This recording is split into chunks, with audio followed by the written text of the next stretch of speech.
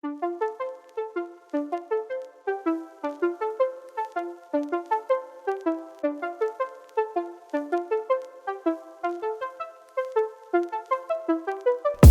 back to the Pathway to Purpose. My name is Sidney, and I am here today with Dr. Kenneth James. Welcome to the podcast, sir. Thanks for having me. I am extremely excited to have him here. I've been researching you on Facebook a good bit. Obviously, I want to make sure that I know what I'm talking about. But I'm just going to ask you the same question that I've been asking everybody else. Okay. Tell me about a time that you said yes to God. One of the times that come to mind is when I was going for the job that I previously had. Mm-hmm. I really didn't want to leave. I was in Aiken at that time, and I didn't really want to leave Aiken.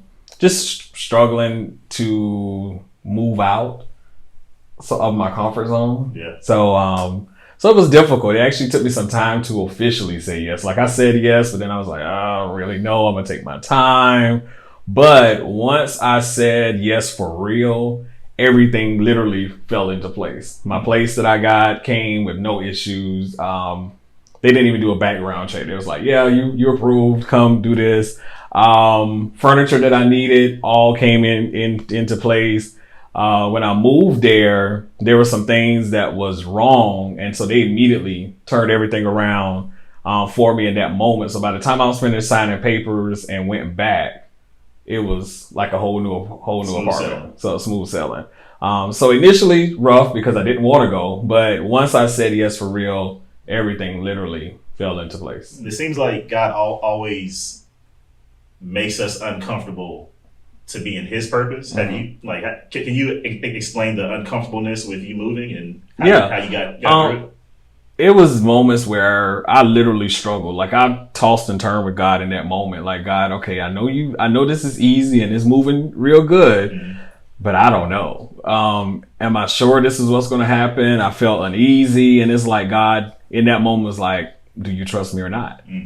And so I had to eventually, and it's not easy. So sometimes when God do you trust me or not? I know I can trust you. However, the action behind the trust is a hardship, but once you give that full trust, then it became easy. Then it's everything, like I said, fell into place, and the moving, all of that just settled real easily. And then there were still moments where even though I was comfortable, I'm settled in and all is well, that I'm like, I probably could have stayed in Aiken. I probably should have stayed in Aiken. So it's always that, I would say, the enemy trying to trick you again to say, hey, move back.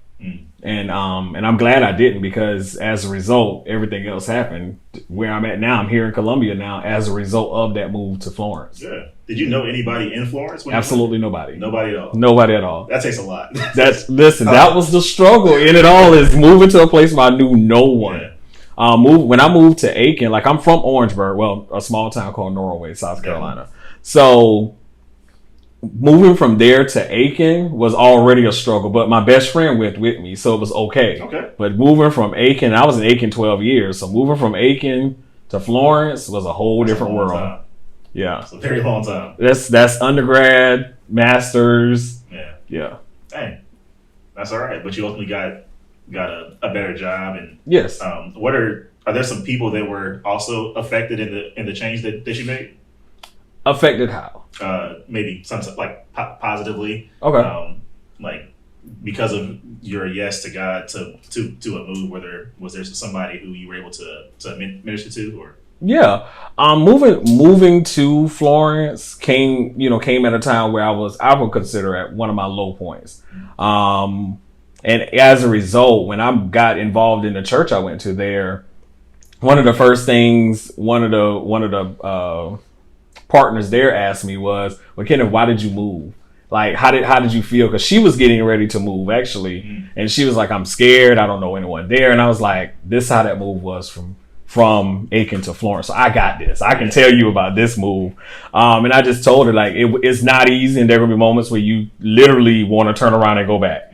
But if you trust God and you really believe that He's moving you for a purpose or a reason, then go. Don't look back and don't think about it too hard. Because for me, if I think about something too long before I do it, I'm probably going to talk myself out of it. That's right. So with her, I say pack up and go. And she was like, well, you right, Kenneth, you right. And eventually, once she moved, she called me and said, Kenneth, this is like the best decision I've ever made. Yeah. And so she was really happy about the move. And I was just like, I told you. And again, it's hard, but once you do it, eventually it settles down for you. Yeah. I love that because I love that God allows us to go through things. And in the moment we feel like, man, this is the worst thing ever. Yes. Am I going to get through it? And then we end up getting through it. And later on, he has us help somebody else. Yes. And that's just so beautiful to know that I'm here to help other people. Yeah. And to not be selfish about it. You Correct. Know what I mean? It's like the power of the testimony. That's right. Power of the testimony. That's why we're here. Yes. I know that you're, like you said, you battle with depression and different things different things of that nature. Yes. What are some other ways that you've gotten through things like that? Well, I have a support system. So if not always my mom, it's friends. So I have 2 or 3 friends that know if I call at a certain time or if I send a text message and say, hey, I need to talk, they instantly give me a call back or they instantly reach out, figure out what's going on. I've battled depression like a couple of times. Yeah. So I would say now I feel like I've been literally delivered from that depressive spirit, because moments that used to cause me to kind of shut down or go into that moment now doesn't. Or if that moment comes, I think I'm trying to think of the term. I'm gonna say replacement behavior. Yeah. The replacement behavior for me now is I turn on worship music or I get in the car and take a drive. Yeah. Something like that to just kind of clear my head. And that really takes me through those moments. So a support system and then having those, I'm gonna say replacement behavior, but I can't think of the real terminology for it. But works, that, yeah. I love that. Well, worship is such a powerful thing. Yes. And just listening to music is something serious. I know my sister introduced me to Seek sessions. Okay. Where we just turn on music and I'll end up standing up with my arms raised. Next thing I know, it's been an hour and I'm on the floor just crying. Yes. And it's a way for me to get closer to God and also for me to seek out Him to understand what He wants me to do next. Because I love how awesome He is in reassuring that He is the one who holds everything in His hand. Yes. And it's just so beautiful to know that He's there all the time. You know what I mean? That's I've never heard of that title, Seek Session, but it's like I do it. Yeah. There's a title to it now, so now I'm gonna know what to call it. Seek Session. Seek Session. That's all right. So what's next? I know you just got your doctorate, right? Yes. What is it in? A doctorate of business administration with a concentration in leadership. Okay. Yeah. Perfect. Yes. What are your plans next with it? Right now I'm working towards a promotion at work. Okay. And ultimately I want to really teach. It's always been something that I wanted to do since a child. So I'm gonna go to professor route of things. Okay. So I'm working with one of the professors at Francis Marion. She's helping me to kind of get myself in line to where I can go ahead and apply for that adjunct professor position or of that nature and then go from there. That's awesome. Yeah. I believe teachers are amazing. Yes. I remember probably not all of my teachers, but the ones who really impacted me, like that's a huge role. Not everybody can do it. No, my kindergarten teacher is still someone that I see recently and know her by name. And she's the only person called me Kenny. So if people ask me what's my name, I'm always going to say Ken, Kent, or Kenneth. Yeah. No one has the Kenny route right but her. That's all right. And she's called me Kenny since kindergarten. And to this day, I saw her, about 2 months ago, and she still calls me Kenny. That's amazing that the relationship just lasted a whole lifetime. Yes, and she remembers everything. She was at my undergraduate graduation and all. So, what is your goal when, as far as teaching people? I feel like the passion has to be there. What are you ultimately trying to put into your students? Okay, what ultimately just give them a sense of confidence. I think when coming through undergrad, You always have tough professors, some that you don't really get along with, but I don't want to be that guy. I want to be the one to kind of help you when you're just confused on what to do next. I think if I had a little bit more guidance in undergrad about what I wanted to do, I probably wouldn't have gotten the degree I got, and would have went a different route. Yeah. But when you don't have that person to talk to, like my mom was not a college graduate. So I couldn't go to her about it because she doesn't have any experience with it. She's always say, do what you love. However, in my mind, I love computers. So that's what I'm going to do, something with computers. That's right. So I got an undergrad in mathematics and computer science. And then afterwards, I was like, I really don't want to do this. After I went through the whole 4 years, yeah. I'm like, I really don't want to write program. I don't want to do coding. I don't want to do this. So I think, being that professor, someone to talk to, even when times are tough while you're in school, you're living on campus or anything of that nature, I do believe like if you have that right professor, that person can leave some lasting impact or take you under their wing and mentor you through this thing and say, hey, so you want to get a degree in business administration. So let's talk about this. What do you want to do? What are your goals? And then you have that person constantly reminding you, these are your goals. Remember you told me sitting in the office, hey, Dr. James, we was going this, and this. And so when you have someone to kind of hold you accountable, you'll be able to, I think you'll achieve better. I think that's a great segue, and I was going to hold it off for later, but for your business that you started? Yes. Can you tell us about that? All right. So the business is called the Accountability Agency. It's a multifaceted organization initially, but we're going to start with quality assurance. That's pretty much the bulk of what the business is going to be for, and I'm going to be working with nonprofit organizations, more so organizations that are dealing with individuals with intellectual and developmental disabilities, which is what my current job is I work with the South Carolina Department of Disabilities and Special Needs. So helping those organizations make sure that we are not only achieving goals when it comes to regulations by DHEC, but that we're making sure Medicaid funding is being spent appropriately. We all know if you mishandle Medicaid funding, it's a whole lot. And so these are organizations that are budgeted $2.4 million. The one that I worked for when I was in Florence, my annual budget for just my department alone was $16.7 million. So making sure that they really understand what all of this takes. A lot of times with nonprofits, they are started, but it's a struggle because you don't really know how to go from A to Z. So I want to be that person to kind of keep them on track, get them from A to Z, but then also teach them how to grow the organization. So we'll do that part of it. And then a part that's going to pretty much be funded through the quality assurance part is similar to life coaching. So we'll do where we're talking to individuals about what they want out of life, put a plan in place, and then there's someone to follow them through to get them through. So it kind of goes back to why I wanted to be a professor, is to be able to follow them through and give that guidance. And when it's something comes up that takes you off your path, then let's talk about that. Is this a segue into something else that you want to do? Then let's do it. Let's put that plan in place, and now let's go forward. How important is it to have an accountability person? Because I know that there's a lot of people who just want to do it themselves. Yeah. And like, I can do it. I got it. You know what I mean? But how important is it to have somebody there to keep you in check? I think it's extremely important because otherwise you're going to start and you're going to stop. And I'm going to use this as an example. It's real funny to me. But for me, I've been on this weight challenge, this weight goal that this is what I want to do. So by myself, I'm like, I'm going to start working out 2 to 3 times a week. First week, master it. I do that 3 times a week. Second week, go to 2 times if, I don't feel like doing it today.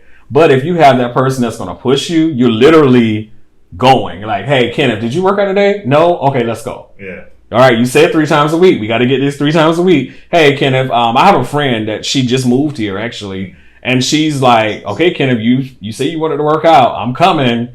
No more excuses. Yeah. She said, if nothing, she has this huge hill that is near where she stays. And she's like, if nothing, we're going to walk that hill for 30 minutes. And I'm just like, wait, how you just going to do this to me? I'm not ready for that. He's going to push me. But she's like, well, we're going to do this because you keep saying it and I'm tired of hearing you talk about it. Yeah. So let's go and do this. So that's just an example. But accountability is I think it's great if you have someone that is able to push you, encourage you. When you having those moments where I'm really trying to quit, Yeah. I don't want to do it no more. But hey, she's like, yeah, let's go do this. I will say that is some serious conviction for me personally because I hate working out. Right? Oh, it's horrible. It's so horrible. It's horrible. And at the beginning of the year, I was working out like crazy, mostly because the job that I had made me do it every single morning. Mm-hmm. So you would think that, I did it with them. I would still do it alone. So, and then I left and I was like, oh, well, maybe not 5 days per maybe not 5 days per week, but maybe like 3. Mm-hmm. And then 3 turned into 0. And now I'm just like, I need to get back into the gym. It's like I have a free gym downstairs. I don't use it. And I'm horrible with it. Yeah, I've wasted. I think if I go back and look how much money I wasted on gym memberships, it's probably horrible. And I went to the doctor last week, and I was just like, oh my god, I'm at the heaviest I've ever been. And I'm just like, well, January 1, I'm gonna do right. Well, I'll wait until next year. Right, right. Like, don't start tomorrow. Start now. Yeah, so we'll see. But not we'll see. I'm going to do it because she's going to make me. And eventually, I see people and they're like, man, I love to work out. And I'm doing this. And I'm like, why do you love to work out? I don't know why people like it so much. Right. Okay. It doesn't feel good. It doesn't at all. That's like Eric. Eric loves working out. Oh, have fun. He just feels good to him. And it's like, I don't. No. There's something about dying that just does not feel good. You know what I mean? But I'm gonna say this. My biggest issue is when I start back, it's like, why did I stop? Like, I'm out of breath 5 minutes into this cardio routine here. Like, what's going on? Like, I'm on the floor, like, trying to catch my breath. What's going on? But, I would, and it is always, man, I wish I would never stop. And it's like, but I got a goal. So I'm at my highest weight and I'm trying to get down. My goal weight is 238. Okay. So I got a ways to go, but I'm gonna get there. That's right. I'm gonna get there. One thing that kind of helps me with working out, and everything leads back to God, right? Yes. I will listen to worship music and just pray the whole time, and hopefully that will just get my mind off of it, and I'll that'll be kind of like my seek session. Okay. And I'll be there lifting weights or running, just asking God what He has for me. Okay. And next thing I know, hours pass. Oh yeah, no, that doesn't work for me. Doesn't work. No, I'm gonna tell you, but it doesn't because if I get too caught up in it, I'm over. Like, I'm hands up, forget I'm working out. Like, it works sometimes, but then for the most part, if I'm going to work out to music, it has to be upbeat. So I would do more praise type music, and then I'm okay. But if I'm listening to worship music, like my favorite song is now, if I listen to that, and if it gets to the I'm alive because there's more, I'm over. I'm like, Lord Jesus, thank you, Lord, let's go. Yeah, that's it. What is your favorite worship song? Okay, right now my favorite worship song is, I want to say it's called I'm Alive Because There's More. Rich Talbert. Yes. That whole album is really, really good. That's what's up. But that particular song, I'm Alive, it literally is a testimony. It's his testimony, but it's my testimony. Because I apply it to the fact that I've gone through so many things and I'm still here. So there is a purpose why I'm still here, hence the song I'm Alive Because There's More. Yeah. There's another part of the song that say He didn't let me die. Yeah. And that was not an accident. I'm alive because there's more. So apparently that's why that song is one of my favorite worship songs. It takes me left real quick. And left is a good place for me. Sure. But it takes me left and I'm instantly just kind of there. Yeah. And it's a reminder, like, God, I'm grateful because you didn't have to let me get through depression. That time in that depressive moment when I had a moment where I was like, I don't want to be here anymore. Yeah. I could have literally taken my own life. And as a result of His love, it brought me out. That's right. So, and that's not something to take lightly. You know, it's not. I feel like some people do. They act like it's like, oh, it didn't happen, so it's not bad. You know, right? But mental health is very important in itself. Yes. And one way that I get through the issues is just reminding myself that, like you said, God has purpose for me. Correct. And if He has purpose for me, and ultimately I need to get His word across to multiple people, I can't give up, and it keeps you going. It does. It does. It really does. And that I'm big on quotes. Mm-hmm. So I have quotes everywhere in my place. Good. I have quotes everywhere at my job.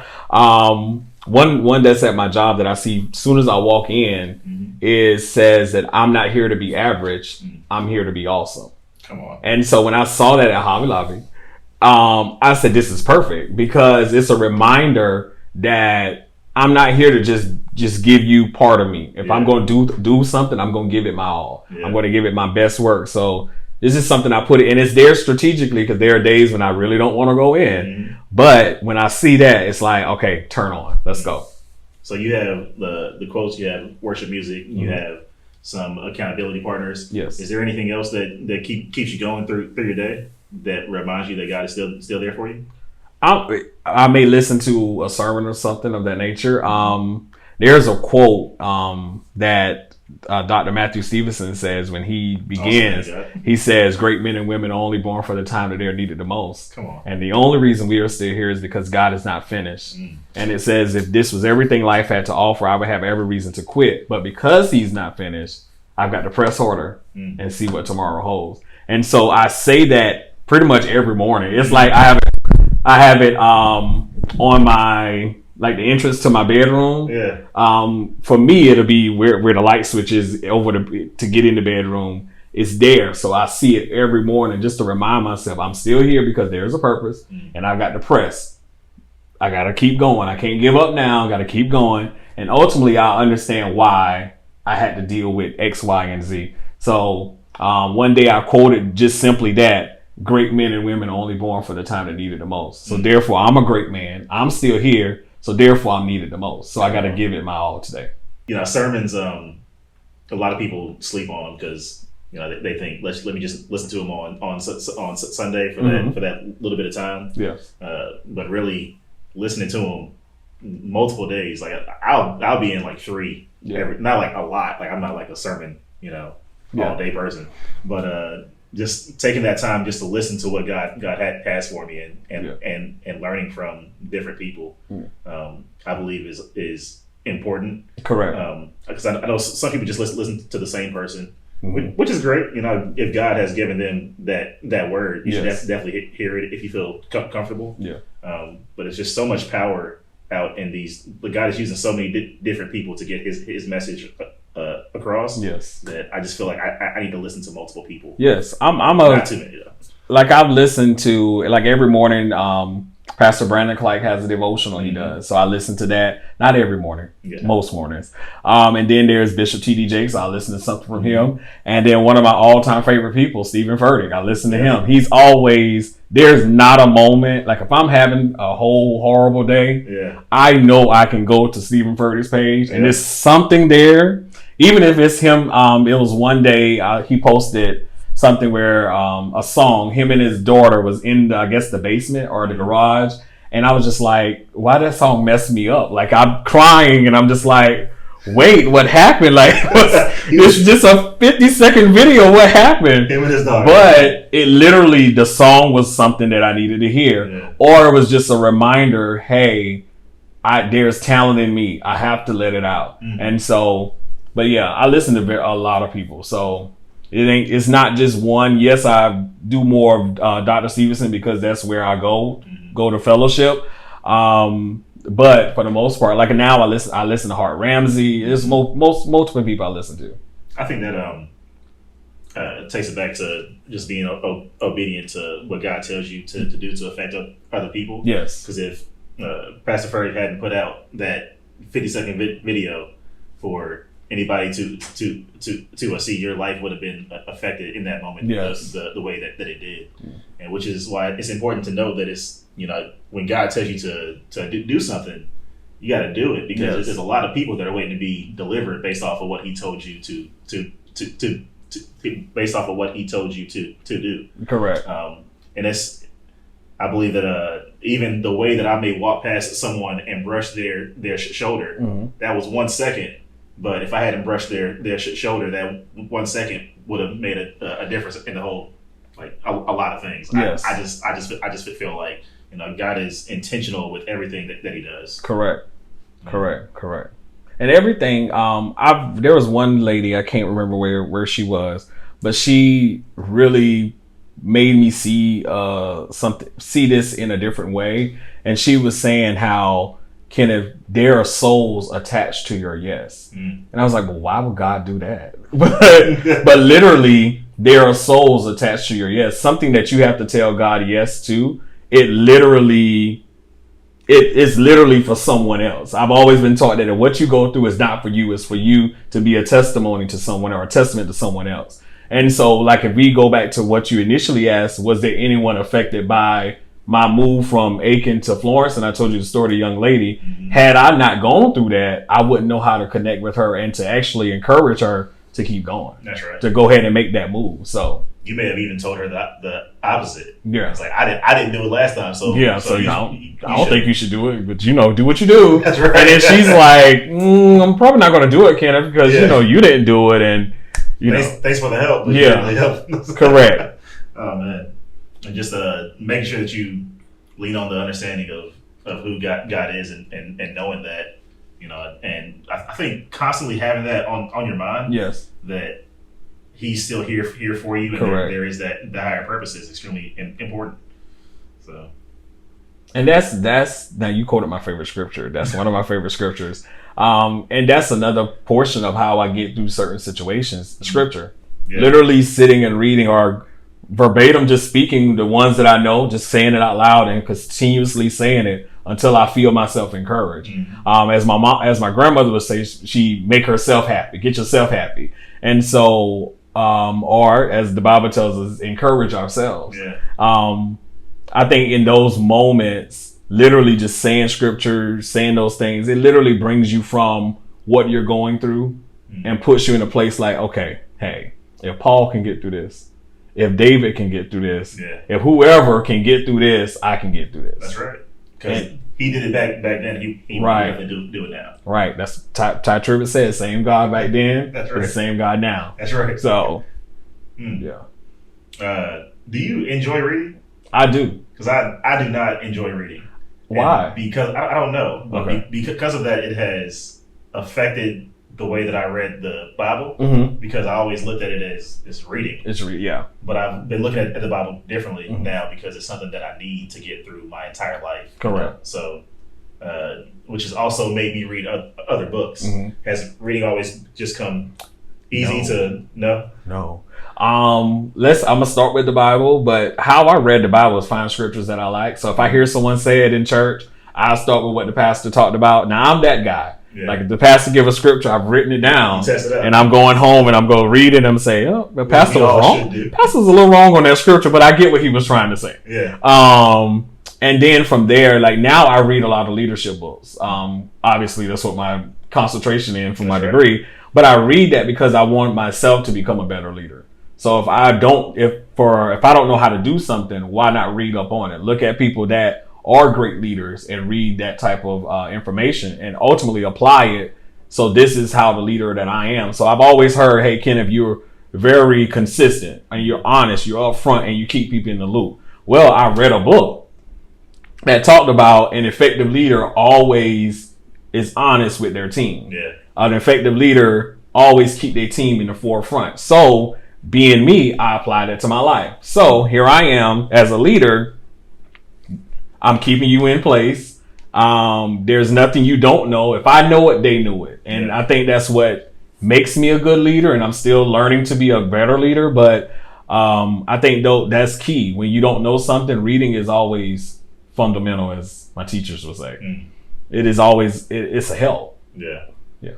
And then I found also, because like I said, I just started reading books literally like a month ago. Okay. Finding something that I just enjoy instead of just trying to pick up any kind of book because people say, hey, read this. Because if it's going to be something I'm not interested in, that's not going to help me at all, period. You know what I mean? And I don't read a lot of fiction. I like to read things that, like you said, are going to make me better. Okay. And so I can learn. So what are you reading now? At the moment, I'm reading Crash the Chatterbox by Stephen Furtick. Okay. Just finished Relationship Goals. Okay. By Mike Todd. Yeah. That was a great book. I'm halfway through that. Relationship Goals. So it's interesting. That's a good book. Yeah. I'm one I started reading and literally didn't put it down. Yeah. And then eventually I had to put it down. So I was like, oh, let me stop. Let me go to bed. I think I finished that one in a week, and that was the fastest I've ever read any book. Because like I said, I couldn't stand it, but that one, it just kind of reels you in. Yeah, something serious. It definitely does. Like about your books, we said you said that this is the book that you're reading now. So what's next? Like, what are you gonna read when that is over? I'm not sure. Do you have any suggestions? Because I don't even know a lot of authors or anything. I mean, of course, I'm always plug like Dr. Matthew Stevenson. He has stuff.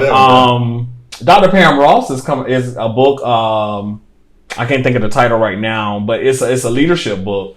I think it's Getting Ready to Fly or Get Ready to Fly of that nature. Okay. But that's the one I'm reading next. That's I actually just pre-ordered it, and I think it ships next week. Okay. So that's my next book that I'm gonna read. Getting Ready to Fly. Getting Ready to Fly. I think that's Pam Ross, you said? Dr. Pam Ross. Yes, that's what I'm gonna read next.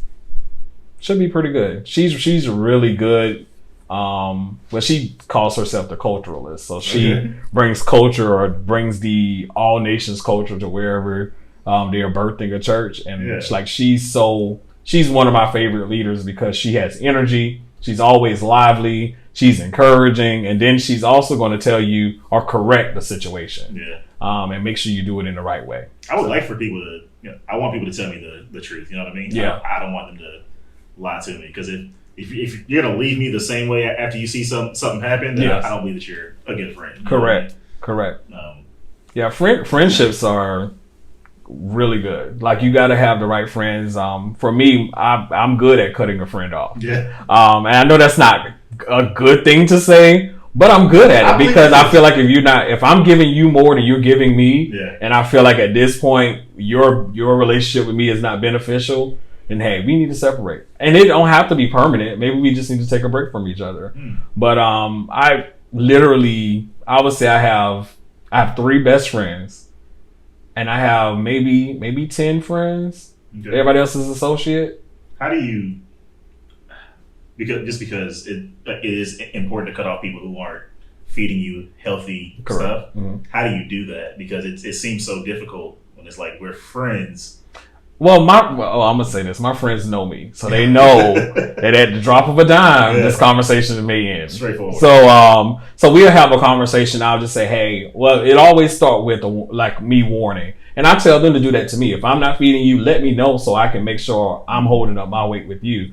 But I'll have that conversation like, hey, like our conversation's been real negative lately. What's going on? Yeah. So we start there, and then if they're dealing with something, then we talking about it. So ultimately, I find out what's going on. They're getting some type of help, or even just getting it out of their system in that moment. Now there's somewhere it's like nothing's going on. Okay, well listen, either we gonna have to improve this, or we know how this goes.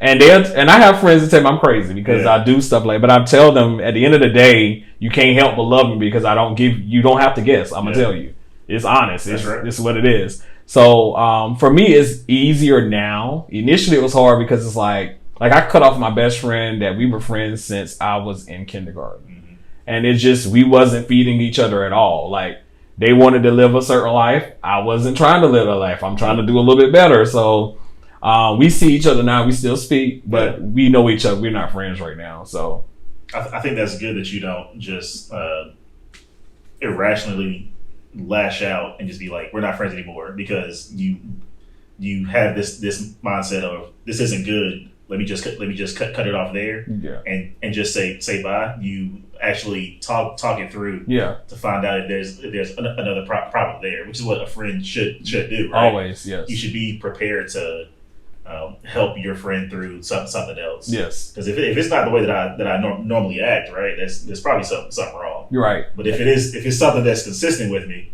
and you see it all the time, this is just me. I know where this is going. Yeah, this is just me. Pretty much. And I'm good. Like I pick up on my friends. They know I know when something's wrong. Yeah. So I pick up on habits. I study habits. People that I really care about, I'm studying habits. Or people that I just come in contact with, and I'm used to them being a certain way, and then all of a sudden they're not that way. Like I'm used to.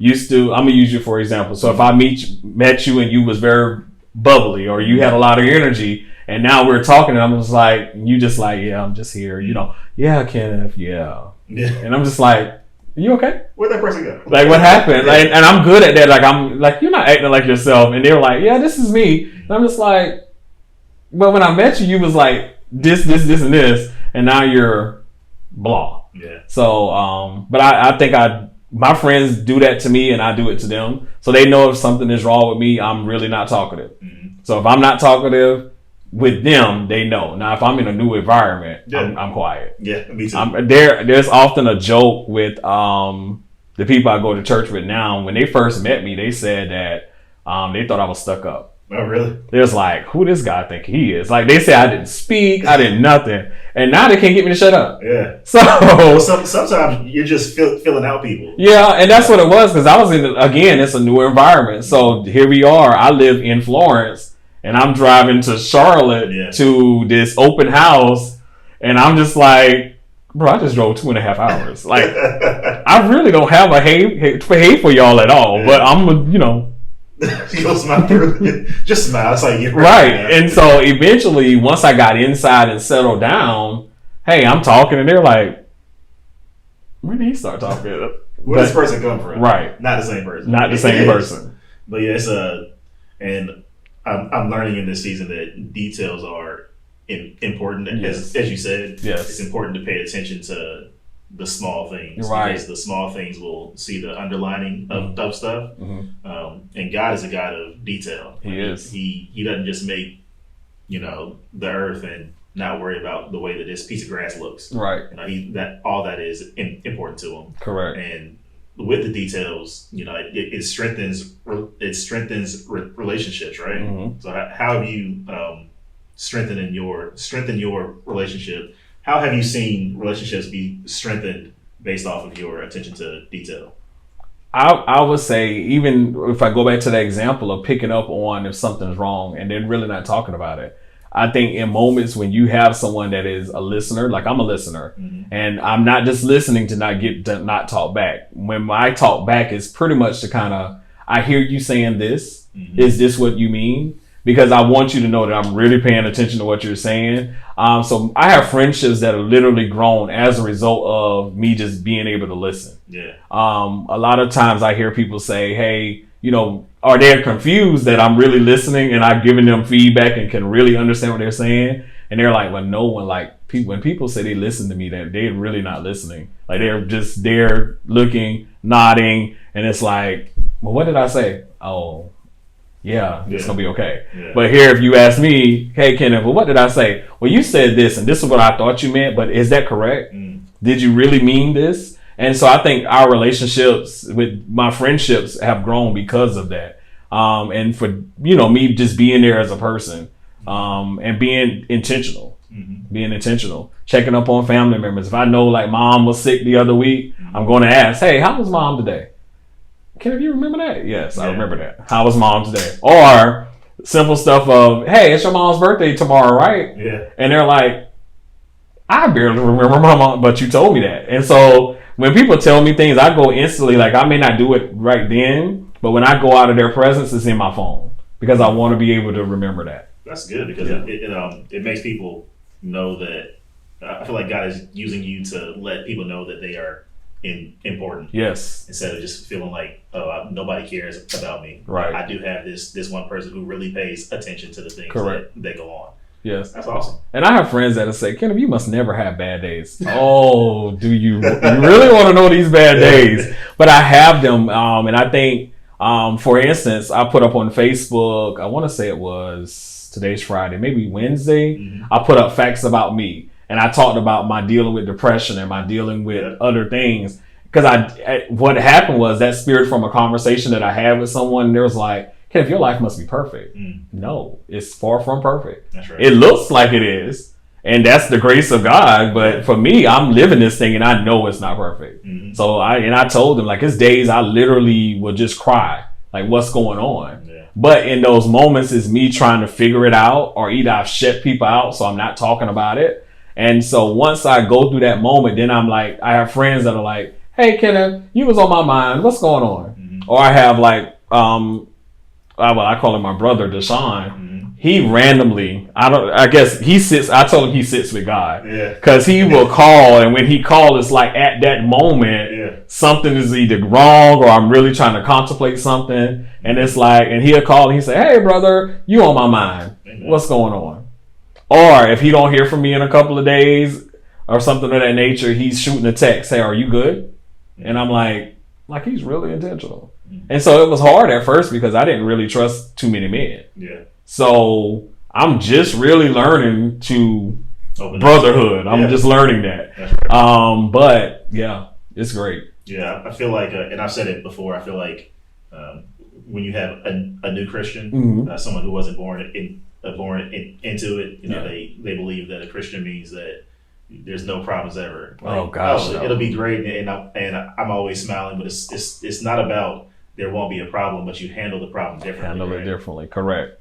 Correct. That is one of the, and I try to tell people all the time, like, please don't think that when you say yes to God, that problems are not going to come. That's right. It's like as soon as you say yes, the devil puts a bullseye on you. That's right. And he is after you. But it's all, like you said, it's about how you handle it. So even though I may, feel like everyone's talking trash about me, okay, y'all can talk. Y'all talked about Jesus. That's right. So you crucified Jesus. So I'm going to be okay. Yeah. Yeah.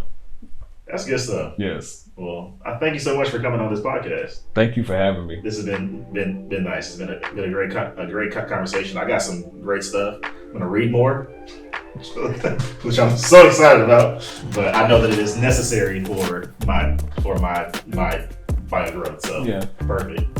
Thank you, sir. You're welcome. Thanks for having me. I want to thank all of you for listening to the Pathway to Purpose podcast.